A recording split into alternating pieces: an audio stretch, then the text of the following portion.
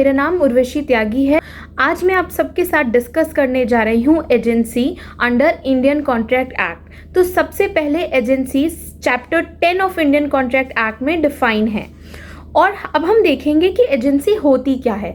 तो जब एक पर्सन दूसरे पर्सन को अथॉरिटी डेलीगेट करता है और ये पर्सन जिसे अथॉरिटी डेलीगेट हुई है वो पर्सन को रिप्रेजेंट करता है और थर्ड पर्सन के साथ डीलिंग करता है, और इस रिलेशनशिप को जिसमें एक साइड प्रिंसिपल होता है और दूसरी साइड एजेंट होता है, इस रिलेशनशिप को हम एजेंसी बोलते हैं। अब हम देखेंगे एजेंट क्या होता है। तो एजेंट जो है वो section 182 of Indian Contract act के अंडर डिफाइन है। एक ऐसा पर्सन जिस पे अथॉरिटी डेलीगेट होती है वो एजेंट होता है, और section 182 of Indian Contract act में भी डिफाइन है कि प्रिंसिपल क्या होता है। तो हर वो पर्सन जो अथॉरिटी को डेलीगेट करता है वो प्रिंसिपल होता है, और इस प्रिंसिपल और एजेंट के रिलेशनशिप को हम एजेंसी बोलते हैं। इसको एक्सप्लेन करने के लिए हम एक इलस्ट्रेशन के थ्रू इसको समझाएंगे। सपोज एक बिजनेसमैन एक पर्सन को वर्क डेलीगेट करता है, अथॉरिटी डेलीगेट करता है, अपनी जगह पे उसको गुड्स कहीं से खरीदने हैं और किसी स्पेसिफिक एरिया पे सेल करने हैं। तो यहाँ पर बिजनेसमैन प्रिंसिपल हो गया और वो पर्सन जो उसके लिए गुड्स खरीद कर बेचेगा उसकी अथॉरिटी के अंडर वो एजेंट हो गया, और बिजनेसमैन और इस पर्सन में जो रिलेशनशिप एग्जिस्ट करती है वो हो गई एजेंसी।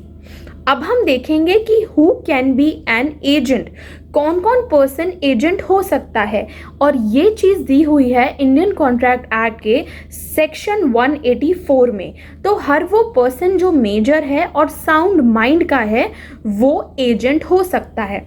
इसके बाद हम देखेंगे who can appoint an agent, कौन कौन पर्सन एजेंट अपॉइंट कर सकते हैं। तो इसके लिए हम देखेंगे सेक्शन 183 को, जो बोल रहा है कि हर मेजर पर्सन एजेंट अपॉइंट कर सकता है और हर पर्सन जो साउंड माइंड का है वो भी एजेंट अपॉइंट कर सकता है। और यहाँ पे माइनर और मेजर को समझाने के लिए हम बात करेंगे section 3 of Indian majority act 1875 की, जिसके अकॉर्डिंग 18 या 18 से ज़्यादा उम्र के लोग मेजर होते हैं और 18 से कम के लोग माइनर होते हैं। इसके बाद हम देखेंगे creation of agency. Creation of agency में पहला आता है डायरेक्ट अपॉइंटमेंट, जहां पे principal directly terms and condition decide करके एजेंसी की रिलेशनशिप में एंटर कर जाता है। दूसरा आता है इम्प्लीकेशन, जहां पे कंडक्ट से, not by words but by conduct से हम एजेंसी की रिलेशनशिप में एंटर होते हैं। तीसरा होता है नेसेसिटीज, जहां पे ज़रूरत पड़ने पे एक पर्सन एजेंट की तरह वर्क करता है और एजेंसी की रिलेशनशिप में एंटर करता है। उसके बाद चौथा आता है एस्टॉपल। एस्टॉपल में एक पर्सन थर्ड पर्सन के सामने इस तरीके से बिलीव करवाता है कि उस पर अथॉरिटी है, वो एज अ एजेंट वर्क कर रहा है। इसके बाद लास्ट और फिफ्थ आता है रेटिफिकेशन। रेटिफिकेशन में जब एक एक्ट एक पर्सन के थ्रू कर दिया जाता है तो पर्सन जिसके बिहाफ पे वो किया गया है वो पर्सन बाद में उस एक्ट को रेटिफाई कर देता है। इसके बाद हम बात करते हैं टाइप्स ऑफ एजेंट की।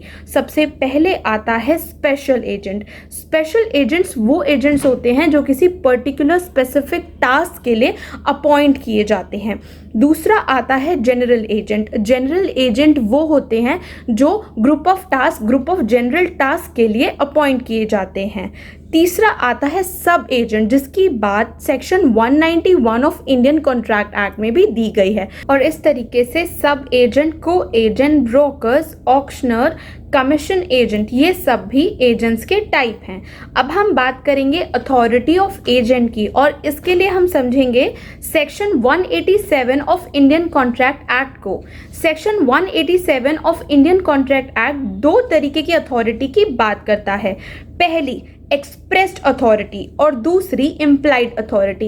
एक्सप्रेस अथॉरिटी होती है जब भी हम वर्ड्स रिटन या ओरल के थ्रू एजेंसी में एंटर होते हैं और अथॉरिटी एक्सरसाइज करते हैं। दूसरी होती है इम्प्लाइड अथॉरिटी।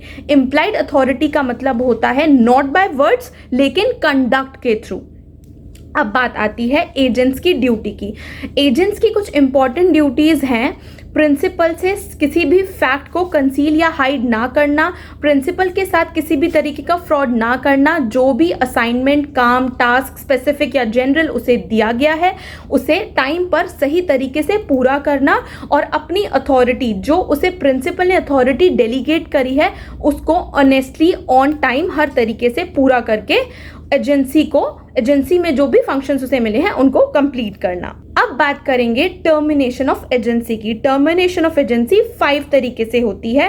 पहली, जब प्रिंसिपल अथॉरिटी को खुद रिवोक करता है।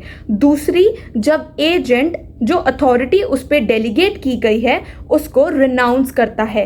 तीसरी, जब प्रिंसिपल इंसॉल्वेंट हो जाता है।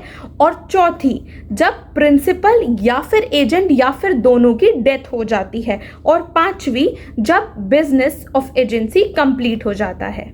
तो ये हमने देखे agent, principal, agency, functions, terminations. I hope आपको ये वीडियो अच्छा लगा हो। Thank you.